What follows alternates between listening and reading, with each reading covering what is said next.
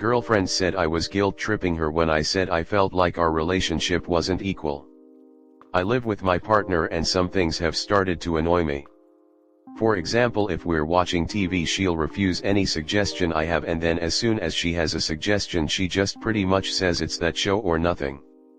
I have an office, and before we moved into this apartment we agreed the office is mine and I will be the one to clean it, etc., and my GF will leave it alone, yet she goes in, moves things on the desk to tidy it, etc. Tonight I went to sit on the sofa and my GF comes over and get annoyed and say she was going to sit at that part of the sofa and asks me to move. I can't be bothered to argue, so I move and get comfortable at the other end of the sofa, and then she said she wants to lay down and rest her head on my lap, so asks me to move how I'm sat. I tell her I'm comfortable as I am and don't really want to move. I go to switch the PS5 on and she immediately says she was going to put Netflix on. I get annoyed at this point and just say that there isn't just her who lives here. She asked what I meant by that and I just pointed out everything has to be how she wants it and she expect me to do exactly what she wants without any regard for what I want. She denied that and said it wasn't true, and I just stated the examples I've given here and she said it wasn't like that. I just said it feels like everything has to be how she wants it and I'm just here for her and to make sure she gets what she wants as opposed to being an equal part of the relationship, and she accused me of trying to guilt trip her and said I was being unreasonable. How would you handle this? TLDR, I told my GF that it's starting to feel like she doesn't consider what I want and that it's like everything has to be what she wants. She said I was guilt tripping her and denied things were how I said they were. How would you handle this? Comment. I'll to her again about it, but not when you are mad or annoyed already.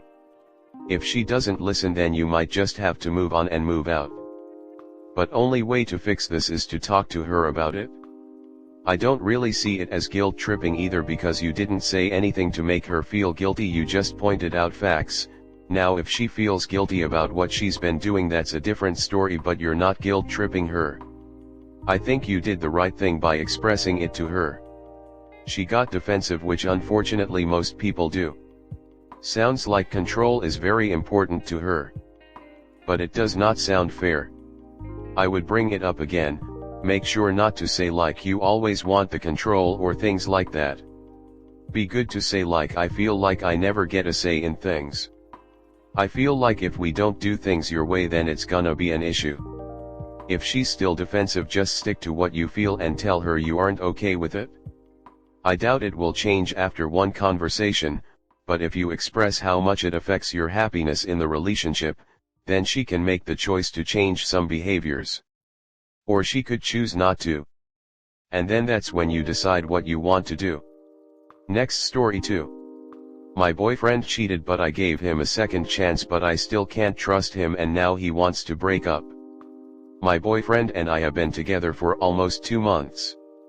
During the first few weeks since we made things official between us, I caught him cheating. He had a phobia that he really liked before he met me. He even told me that he was waiting for that phobia of his to be single and he would court him, but then I came to his life. One night we had an argument because I went out drinking with my friends without telling him. He was also with his friends that night. He asked no, begged me to come home immediately or else he won't come home.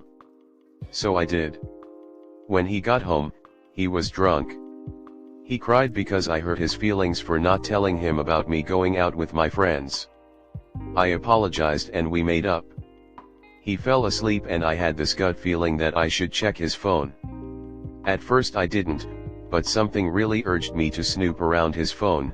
I know it was wrong to do so, but my curiosity got the better of me. I opened his messaging apps and there I saw that he sent a message to his phobia. He said he misses him and that he wants to stay over at his place. His phobia wasn't available that time, so it didn't push through, but had his phobia been available that time, something would have happened for sure. The next morning I confronted him about it. He just kept quiet.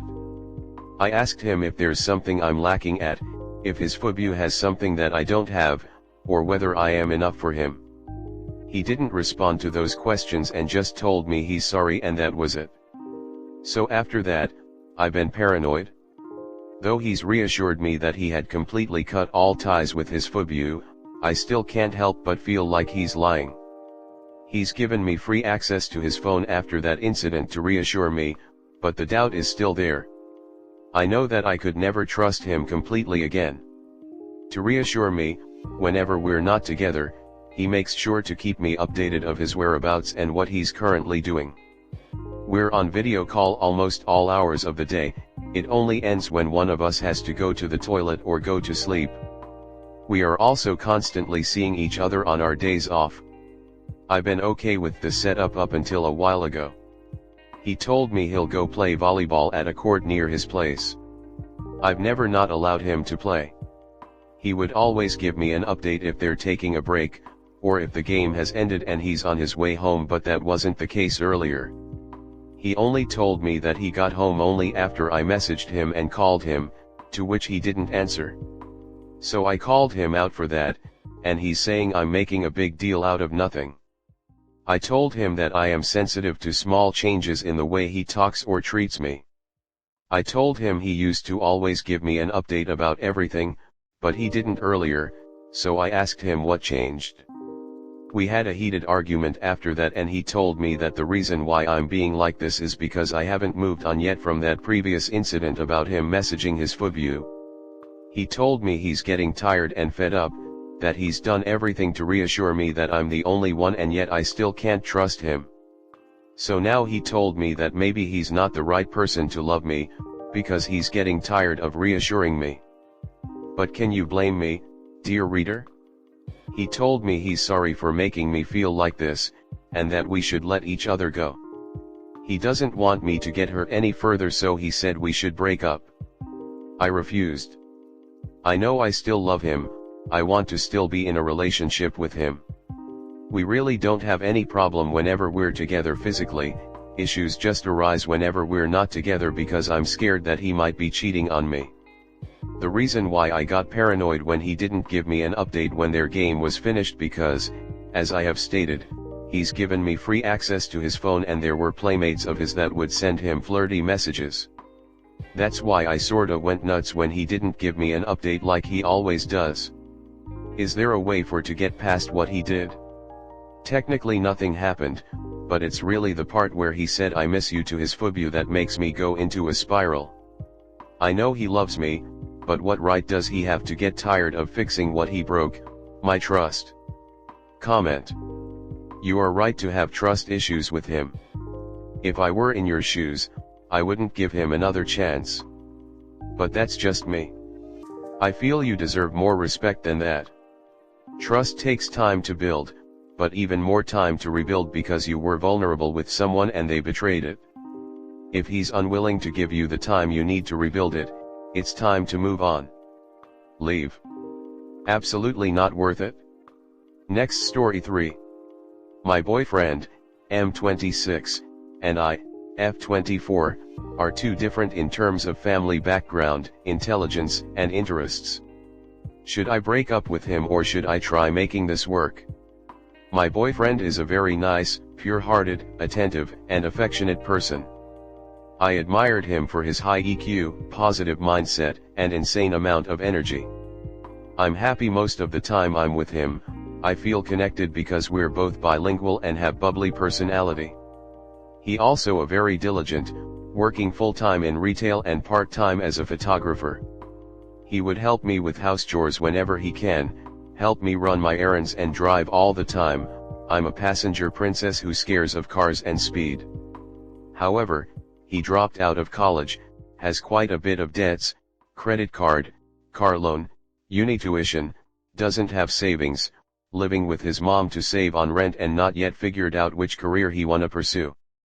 He came from a poor, uneducated family, has a mother with schizophrenia, and possibly bipolar, who throws tantrum randomly, refused to go to therapy and is extremely traditional and toxic, the type to think women should serve men. I understood that it's a mental illness and not to take her insults too personally during her episodes. Despite this, I still feel upset and don't think I deserve it. I feel uncomfortable at my BF's place because I have to be careful with everything I do so one don't trigger her. In contrast, I grew up in a wealthy and educated family. Mother is a CEO and dad is a lawyer, graduated from a prestigious university with a science degree and currently working on my master. I live by myself in a fairly nice apartment, has a part-time job and love to cook and clean. I have savings and a few real estates, from parents, under my name. However, I didn't have it easy. I was bullied in high school, for being ugly back then, neglected by my dad, after divorce at 5 years. I was left alone at home a lot with a housekeeper, because mother was busy starting up her business. At 15, I left the country to escape toxic school environment and my typical toxic Asian mom. I studied hard, got into the top 1 university, stopped blaming my parents for my mental health issues, tried to fix my insecurities and recovered from my depression. Therefore, I have high expectations for people and can be too harsh to myself and to others. I still look down on people who use their personal hardships as excuses for not being successful in life. Recently, my partner's trying to find a new job with better pay, so I tried to come up with jobs that he might like. After getting rejected so many times before getting an interview, he finally got into a final interview round for a job I recommended and that he actually likes. Despite having connections, he still failed. I found out he didn't prepare for the interview at all and answered to questions too honestly that exposed a major weakness related to the position. Instead of comforting him, I couldn't hold back and said, "You're being too honest, you should have prepared that basic question." I apologized for being harsh after realizing how crude I was and seeing how upset he was. I feel bad for being straightforward, but at the same time, disappointed how he couldn't learn from past mistakes. I love him dearly and we're happy every time we see each other. Since we started dating, he has improved on his spending and tried to spend time with me despite working 2 jobs. But there are obvious gaps in our intelligence, life skills, financial situations, and interests. It's frustrating to talk to him about any topics, even something like food. I'm a foodie, because he refused to care about anything he doesn't know much about or interested in. I genuinely want this to work out because of how much he has done for me and lead a peaceful life with him despite our differences. I also understand relationships are never perfect, but I'm not sure I deserve all these cons after trying so hard to grow as a person myself. What should I do? Comment. He sounds like a great guy, working 1.5 jobs and doing his best. You need to know that he will never be as successful as you even if he was mega intelligent and extremely hard working. You were extremely fortunate to get those properties from your parents and presumably a paid for education by them also. It would take someone on an average wage a very long time to reach the same level of wealth. You need to accept that he will never be successful in your eyes. But he will clearly make you happy. What do you value more? It is your call to make. Can you be happy as the primary breadwinner and that it's likely never to change? Think of the life you want to build. How does he fit into that? Have you asked him his vision for the future? Do they match? Is he realistic? Being nice is important, but is he ambitious enough for you to rely upon him? Or will you slowly resent him? How would future children be handled? Things to discuss.